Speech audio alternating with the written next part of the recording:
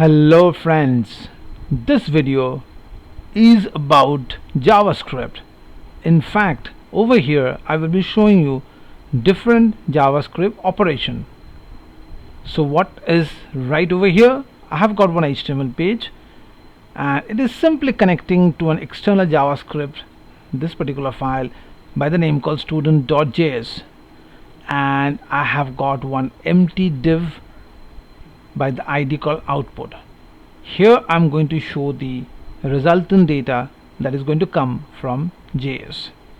So let's move to JavaScript right now, and here it is. Well, what are these?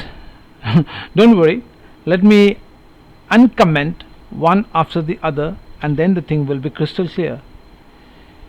Here I have written a function that is going to get executed the moment when the page is going to load within the browser, Windows on load, and I'm going to give a call to an anonymous function, a function that does not have any name, and this function is going to give a call to this particular function by the name called show students. And what I am passing over here, what is this? This is a parameter. Well, should I call it parameter? Rather I should call it as an argument. Well, this is actually an argument. This is the parameter. Okay, so once I click over here, the control will come over here. This is a parameter and this is what called arguments. So what this argument is all about, to understand this argument, let me expand this array. Oh my god, what is this? Well, it is an object. Rather I should say it is an array of objects. So over here I have got the first object, the second and the third object. Now if you notice minutely, this object has got key value pairs. So this is ID1, this is the first object, followed by name, age, course, and look over here, I have got one array, right? And then I have got address, which is again an object in the form of city and zip. So this is how the object has been created. So the same format I am maintaining for other two objects. Hence this is an array of object, and this object is referred as, or this array of object referred by the name called students. So that is what I am passing in the form of an argument to this particular function called show student. So this entire array of object comes and gets stored over here. Now let me expand this function and let's see what is there within this. Okay, let me run the code one, then it will be easy for you to understand. And here it comes. We are getting certain data.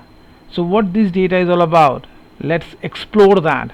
So first thing is that, as I showed you in your index.html, I have got one empty div tag which is named as output, and that's what I am targeting, that's what I am figuring out. So this is one DOM element. I'm identifying the DOM with the help of document.createElement by ID, and the ID of that div tag is output. Well, it's up to you to decide what name would you prefer, and since it is by ID, so I'm giving a call by ID. Okay, so this DOM got identified and this is a reference that I have created. So initially if there is any data inside this reference, I'm just clearing that data off.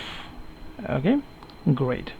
Now let's come to my for loop, and this is where the actual core part of this video commences. So I have got my parameter which is basically an array of object, and I'm going to iterate over that object, or better to say I would iterate over the array and I will get individual object. So let me show you what is happening right over here.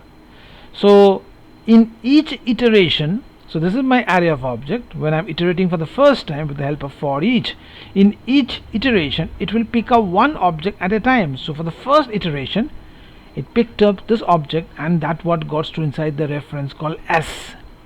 So S is currently holding the very first reference. Sound interesting, right?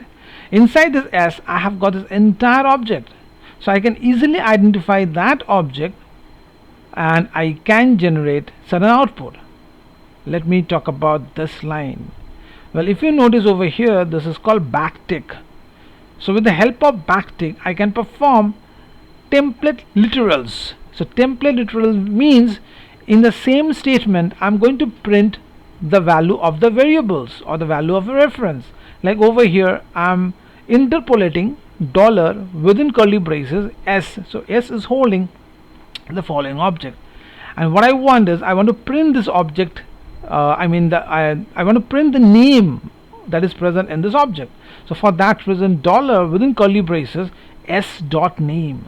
So s is holding the first object. So with the help of dot operator, I'm able to access its respective key. So when I'm writing dollar within curly braces s dot name, I'm able to print Alice, because that's what the first object is all about. And then I have got age right over here, you can see, and then again I'm printing dollar within curly braces is dot age. So this age got printed right over here, and the same way I come down to the course and the course got printed. And now what I want to do is that I want to print the skill. Well, did I do that? Well, course I have printed. I could have gone even for that also. And the way I did print this one, address, look over here what I did. I want to print the city. So what I did is that I wrote s, which is my object, which holds the object, followed by dot operator, gives a call to the address, and then from the address I went to the city. Right, so that's what it got printed. So the city is Kolkata. So what about this one? Well, I could have done with the help of third bracket, and I could have gone for the index. So this would be 0 index, this is 1, this is 2. So with the help of index also I could have printed, if I have to print the skill as well. Okay, so that's how the very first tuple, the very first record got printed. Sound interesting, right? No, it did not get printed. It actually got stored inside this reference called line. How it will print? You have just performed the string interpolation or template literal. You have just assigned this entire data inside this reference. Okay, and remember, this is right now you are in JavaScript and I have to print that in HTML, and this is what the beauty is. Well, you could have printed in console, but I wanted to move one step ahead, and so I prefer to print it in the browser itself, and that brings us to the dynamic DOM. So document.createElement. So what I'm creating one p tag, one paragraph tag, and this is what called dynamic DOM. We are working on dynamic DOM. So I created one reference of the type p, and I've assigned it into this particular reference variable called p. Now within this paragraph tag I'm using text content attribute or property, and that is going to represent this entire whatever content I have got. So that is getting inside the paragraph, but still that will not be visible unless and until you put this paragraph inside this empty div tag which I have already created. So that div tag I already identified right over here. So inside this div dot appendChild. So what is the purpose of appendChild? With the help of appendChild you can insert a dynamic DOM that you have created. So your div is your parent. Within that, this p tag is one of the child. So parent is your div tag. Remember, this div tag is my parent. Inside this div I'm inserting one DOM, and that DOM is like a child to the parent div. So appendChild is going to insert the paragraph, and that's how the very first row got printed. Really cool, right? It went up, the for loop is still continuing. It will pick up the second object. I'm talking about this object. That object got assigned inside the reference s, and I have done the template literal, and I store inside this. I create a new paragraph, and inside this paragraph I have inserted this content, and that paragraph I'm going to insert inside my DOM, inside my div tag as another child, as a next child, and that's how this row got printed. And then lastly it iterate, and it picked up the last row again, template literal. I create a new paragraph, and I inserted this data inside the paragraph, and finally appended that inside the DOM, and that's how the last row got printed, right? So this particular function showed you that how you can iterate over an array of objects, and you can pick up individual data, and if you want to insert the data inside an HTML, you just need to create one dynamic DOM and then insert the data inside the DOM, and then add that DOM within the div tag, like you need to have one parent DOM element where you are going to insert that. Okay, I believe this function is clear now, right? Now this particular function is done. So let me comment this. So this was not having any condition. This is just traversing over the content of my array of object. Now we move to the next function that has a condition. What this function is all about: I want to print the detail of the student who has got JavaScript or anything as your choice. So let's go with JavaScript. I want to print the detail of the student who has got JavaScript. So I create a function by the name called filter by course. Okay, naming convention is very important. So this is a function which is going to print the detail of a student who has got the course JavaScript. So this will bring me right over here. So I'm passing as an argument JavaScript, and that got stored inside this parameter called course. And now let's see what I have done. Well, I have written a very smart JavaScript function right over here. So see, well, this is my array list. I mean, this is a well, I call array list in context to Java. So this is an array that contains objects. So that's how it's called, array list. Nonetheless, you call it as an array. So inside this array, I'm now giving a call to a filter function. So what filter does? It will iterate. At the same time, it will also do a bit of condition checking. So while it is iterating, so from this list or from this array, it picked up one row at a time, and that what stored inside this s. So it has picked up the very first object, and that got stored inside this s. And here I'm using the arrow operator because I just want to write it in one single line. So for that reason, even I did not write those curly braces. Okay, so it's a nice way to keep the code compact. So make use of arrow operator. So inside this s, I have got the key called course. So that's what I'm saying. So s dot course, I convert it to lowercase so that it is all in one same case. And now I'm going for triple equal just to see the content and the data type. Whose content I want to check? The content that is there inside this course parameter. That's what I want to check and see whether it does match or not. So my course right now is JavaScript. Yes, it does match. It does match. So this entire object will get stored inside this filter student. In this way, it will traverse to the next object and it will again compare, and it does not match the Python. It's Python, so it does not match. Hence it moved to the third object, and that also does not match. So inside this filter student, it has just got one single object. And that object is what I'm passing again to the same function who will do the print functionality. So that single object comes over here, and here also I identify the div tag like what I did, and here I go and I print that single object, and entire name, age, course and city, everything will be printed. Okay, so let me show you that, and as you run you will get to see which output. I will be seeing the data called Alice. So let's come over here, hit the enter, and see I get to see Alice because Alice has a course called JavaScript, and it did match right over here, right? So the filter function is returning one object because only one object got matched with the given criteria. What if I also add one more record, one more student detail with the content called JavaScript? This time let's see what happened. I reload the tab, and now we have got two objects. The first one is Alice and the second one is Charlie. So that means filter is going to return me an array of object where the condition did get match. So this filter is returning me an array of object, and that's what I'm forwarding it to the show student, and because of that reason I'm able to see this entire information, right? I think this approach or this way the things are getting clear to you all, right? So try out this approach. So let's move to the next one. Okay, so I will undo this and make it again Java. Okay, great. So let me comment this one and let's move to the next function. Here what we are doing, student whose skill includes JavaScript. This time it's not about course, it is about skill, and skill is again an array. So for Alice, yes, JavaScript is there. For Bob, JavaScript is not there, and for Charlie, skill does not have JavaScript, so only Alice has got the JavaScript as one of the skill. So that's what I want to find out. What is my target? My target is to find out, let me uncomment this, student whose skill includes JavaScript. So I will be coming to this particular function, filter by skill. So control will come right over here, and I'm passing the argument that is JavaScript that got stored inside the skill. So now I have to traverse this array. So previously I was just verifying only a key, but this time I'm going to traverse an array.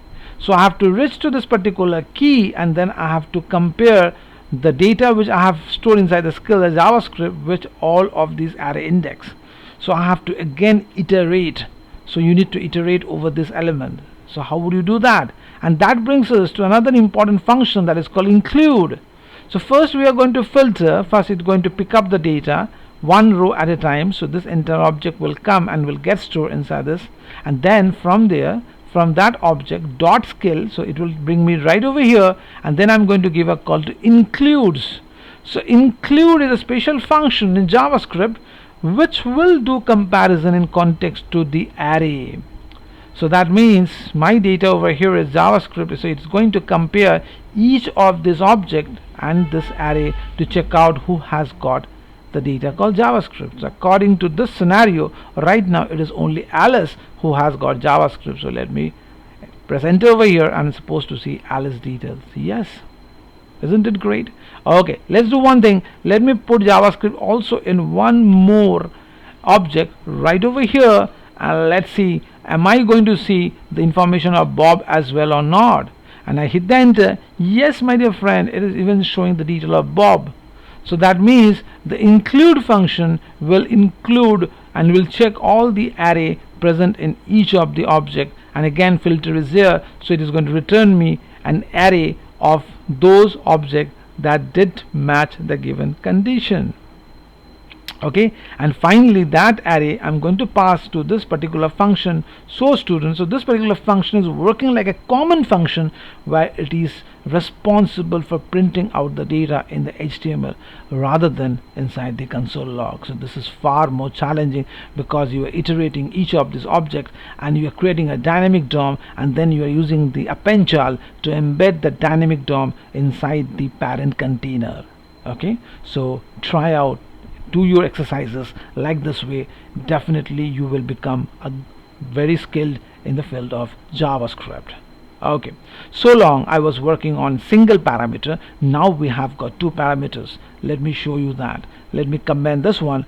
Let's uncomment the next condition. What is the condition? Show me the student who is from Delhi who knows spring. Wow.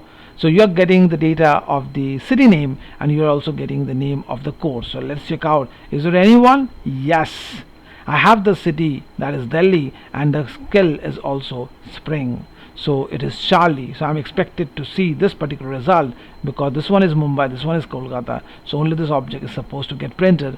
Let me see that, and it is so. Yes, we got to see the information of Charlie. So how did I manage to come up with this particular function, filter by city and skill? So this will take me right over here to this function. This is the second last function. We have got two parameters right over here. So let me explain this, and it is really cool. See, again I'm using the filter. The filter function is really very handy in order to perform evaluating a particular condition. Not only a condition, it can be multiple conditions like what we are doing. So it is iterating from the array. It picked up the first object, stored that, and that object has got address, and that also address has also got city. So address followed by city, and then I'm converting it to lowercase, and I'm comparing between the city that I have taken as one of the parameter. So this condition need to get match, and then I'm saying s.skill. So s.skill will bring me over here, and again I'm writing include. So what is going to include? The include is the skill which I have mentioned over here. So it is going to check that the skill which I have given, did that skill match with the array? I repeat, the skill which I have given, with the help of include, it will traverse through all the element of this array and will evaluate, will check the skill which I have given, did that skill match with any of the array index? Let's consider it did match. When both these two conditions will be true, only that data will come over here. So in this case, only this particular object got matched because the city is Delhi and the skill is spring. Neither of these two objects has got the same data, and because of that reason you are seeing Charlie as the record right over here. I think this way is really very nice and very handy, isn't it? Okay, Great. And we move to the last function. So what is the last function all about? Again, couple of parameters. Let me uncomment this. It says that student age whose age is above 20 and enrolled in Java. Wow. So the comparison has been, in the previous case was string comparison, and this time I'm going to compare with the integer and the string as well. So that brings us to the very last function right over here, when I'm passing 20 inside the parameter called age and Java inside the parameter called course. Let me see, is there anyone whose age is 20? Yes, this age is 20 and has got skill. The skill is, the course is Java. Well, this is not so. This is the one. Yes, see, this guy has the age of 21, which is greater than 20, and the course is Java. So this time also I'm supposed to see Charlie as a record. Right. Great. So how does this function working? So let's come and let's explore this function. I believe you can easily now can understand what I'm doing. Again, from my list, so this is my list, this is my array list, or this is my array, what do you call it? List is what actually call in Python, we call it a list. So I'm just interchangeably using this term. So in case of JavaScript, this is called array. So from the array, the filter picked up the very first object, stored inside this, and then it is going for a comparison. So age, this particular age, is it greater than the one which I have given, that is 20? If it does so, if this condition did match, now we come to the course part. So s dot course, and the course which I have given over here, that course convert to lowercase, and the course which I have given inside this particular parameter, did that match? When both the condition will be true, in this case, in case of Charlie, it is true because Charlie's age is 21 and the course is Java. So in that case, this condition is true, so it will store that particular object, and again it will pass this particular object as a function to the show student function, which is right over here, and then this entire object got printed. Oh my god. So you saw how this particular function became so handy, and it is helping me to print the data of these individual record. Okay, so let's do one thing. What if I want to print the course name called Python? So instead of Java, I put it as a Python, and the age, let it be greater than 20, no issue. And this time I'm supposed to see the candidate name, the student name Bob, as I hit the enter, and the Bob name flash, because Bob has the age above 20 and the course is Python, and that's what the condition which I have kept.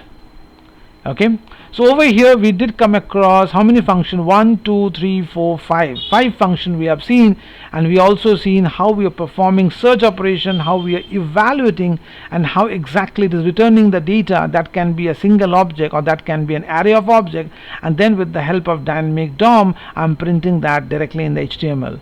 So make sure you follow the strategy, and this is going to really helpful, and this is a way of parsing your array which contains object, and that is what I'm doing in case of JavaScript. The similar kind of approach can also be done in other programming languages. Only thing is that syntactically there might be slight different, but the overall perception remains the very same. Okay, so that's all from this video presentation. In my next video, what I have thought is, like, here I'm taking the hard code value. What if that value is also given by user through the help of HTML? So there will be couple of text box over the user will give the input, that will be received, and that will pass over here, so that every time the age 20 and Python need not be the same. We can come up with some dynamic age and dynamic subject. Isn't that great? So stay tuned. See you in the next video. Until then, have a nice time. Bye bye.